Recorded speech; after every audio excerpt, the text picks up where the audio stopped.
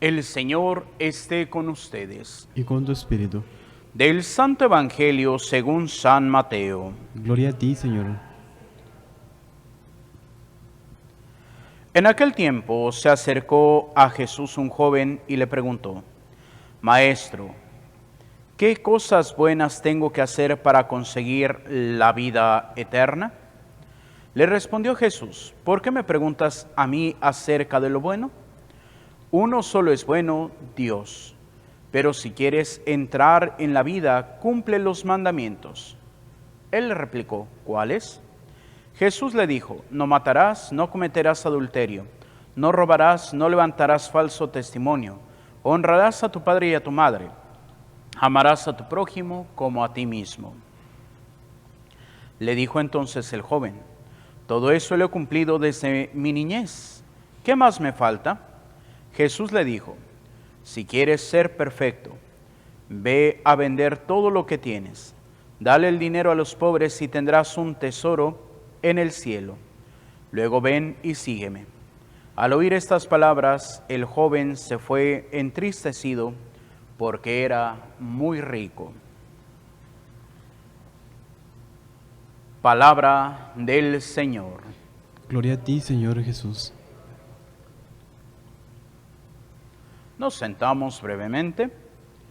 Queridos hermanos, estamos en este pasaje de el joven rico en la versión de Mateo 19, versículos 16 al 22, pero también podemos encontrar algunos detallitos en la otra versión que encontramos precisamente en el Evangelio de San Marcos. Detallitos que podríamos decir son algo simples, pero que nos invitan a descubrir también pues otro aspecto que el Señor tiene para precisamente este joven, que pues en el Evangelio de San Marcos no dice que sea un joven. Mateo sí lo enfatiza que es un joven. Simplemente Marcos lo presenta como un hombre rico. Pero lo importante es de que cuando le pregunta qué debe de hacer, pues le dice: cumple los mandamientos. Y prácticamente lo mismo: no mates, no cometas adulterio, no robes, no levantes falso testimonio, no seas injusto, honra a tu padre y a tu madre. Él entonces le dijo: Maestro, todo eso lo he guardado desde mi juventud. Jesús, fijando su mirada en él, le amó. Y es aquí donde podemos nosotros encontrar que cuando nosotros vivimos el plan de Dios, Jesús nos ama. Y a pesar de que no lo cumplamos, Jesús nos ama. Pero Jesús nos ama de una manera especial cuando lo cumplimos. ¿Por qué? Porque estamos caminando hacia la perfección. Recordemos que Jesús a lo largo del Evangelio le va a decir 2 veces a los discípulos: sean perfectos, o sean misericordiosos, o sean justos, o sean santos, como mi Padre Celestial es santo. Y es ahí donde nosotros tenemos que buscar verdaderamente pues la perfección día en día. Ciertamente pues nunca la vamos a alcanzar en esta vida. ¿Por qué? Porque cada día que vivamos, no importa cuántos años tengamos, siempre va a haber cosas que podemos cambiar. Por eso Santo Tomás de Aquino decía que el hombre no es perfecto, es perfectible, porque siempre puede buscar ser mejor. Y eso es algo que tenemos que tener. Pero también hay algo que nos va a pedir el Señor.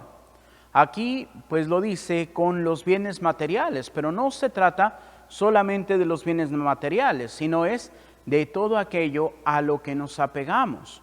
¿Por qué? Porque hay hombres ricos que no viven atados a las riquezas.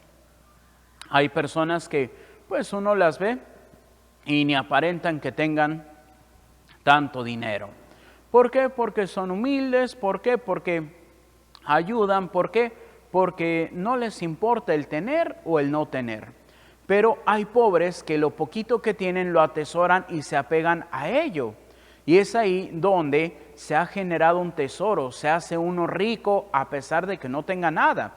Y es porque viene ese apego. Por eso el Señor dice, ve y vende todo lo que tienes. En otras palabras, no te apegues a nada. Y ahí pues una frase es, no nos debemos apegar ni a las personas, ni a los lugares, ni a las cosas. ¿Por qué? Porque cuando nosotros nos apegamos, entonces fallamos. Y bueno, pues esto también es un signo de soberbia. Y esto no quiere decir solamente con lo que es precisamente los bienes materiales, sino también a veces las ideas. Por ejemplo, un obispo de Portugal, de España, que en su homilía pues decía que pues no se puede decir hoy que uno tiene que sentirse hombre o sentirse mujer, porque eso no es de un sentimiento, eso es una perversión. Y bueno, pues ya pobre obispo lo están atacando por lo que dijo. Pero quienes piensan de esta manera, contraria a lo que la iglesia dice, entonces se están apegando a una idea. Y podríamos parafrasear a San Pablo. Cuando nosotros nos apegamos a nuestra idea y queremos que todo mundo siga lo que yo pienso, entonces somos soberbios. Y un soberbio no entrará en el reino de los cielos. ¿Por qué? Porque se considera a veces inclusive como si él tuviera la palabra de Dios. Y es ahí donde nosotros tenemos que estar muy atentos a vivir verdaderamente en la humildad. Y a veces, lamentablemente, cuando se habla de pobreza, se piensa que un pobre es humilde. No, hay pobres que son bien soberbios. Y es ahí donde la humildad es una virtud que Dios nos da. ¿Para qué? Para que vivamos nosotros asumiendo nuestra posición. Como escuchaba una definición de humildad, y hasta eso se me hizo muy interesante. Decía, la humildad es reconocer tus virtudes y reconocer tus defectos. Saber que tú no eres el que haces todo lo mejor, pero tampoco pensar que haces todo lo peor, sino realmente descubrir que tienes virtudes y tienes defectos. Y la persona soberbia, ¿qué es lo que pasa? Ellos sienten que no tienen defectos, ellos sienten que son los mejores del mundo, ellos sienten que ya casi se van a morir y hasta Dios lo va a sentar a la derecha del Padre y se va a quitar Jesús para que ellos se sienten. No, ese es el problema, esa es la soberbia y ese es el pecado de Satanás. ¿Por qué? Porque el pecado original, si vemos como a veces se dice, no, es que el pecado original fue la desobediencia porque se comieron la manzana. No, el pecado original es el primer pecado que se comete. Y bueno, si vemos ese libro de Trinitate de San Agustín, pues ahí, ¿qué es lo que dice? Que Satanás o Luzbel es el que se opone a Dios. ¿Por qué? Porque el Señor les dice, adórenme en mi segunda persona, que es precisamente Jesucristo. Y entonces Luzbel dice, no, a ti sí te serviré, pero a ese hombre que es inferior a mí, ¿cómo lo voy a servir? Y es donde se hace esa división de todos los ángeles rebeldes.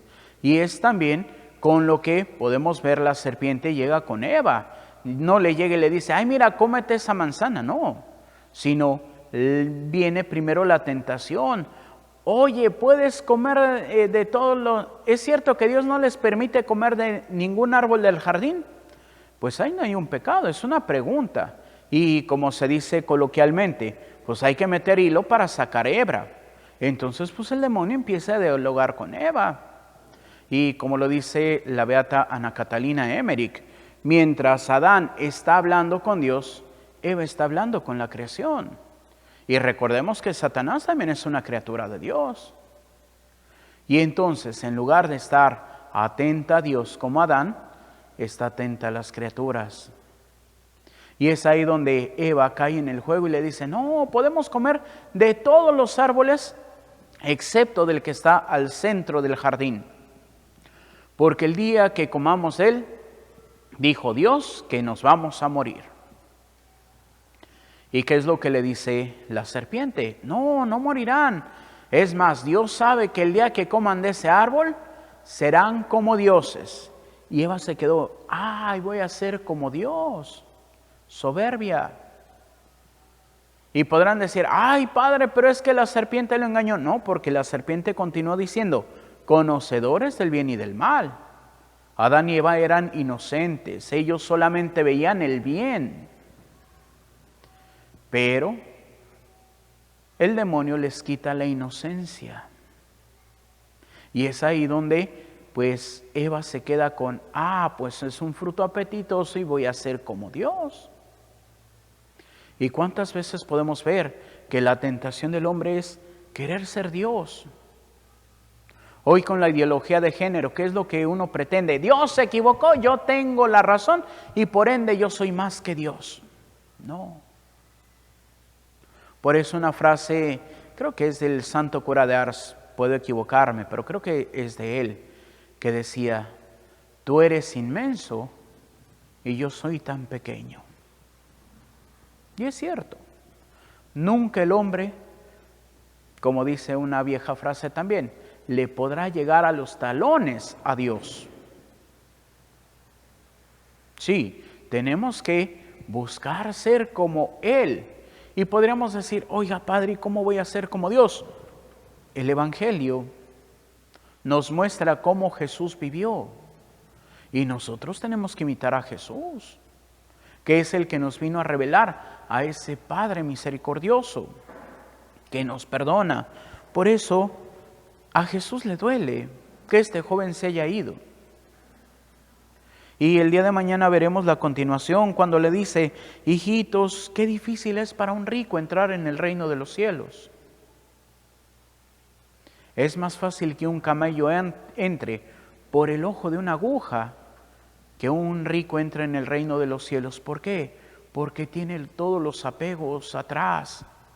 Y es como, por ejemplo, ese cuento de Navidad clásico, donde podemos ver al señor Scrooge, que pues está ahí apegado a su dinero y ¿qué es lo que pasa? Llega el espíritu de ese amigo, Marley, y pues le enseña sus cadenas que tiene que ir jalando. ¿Por qué?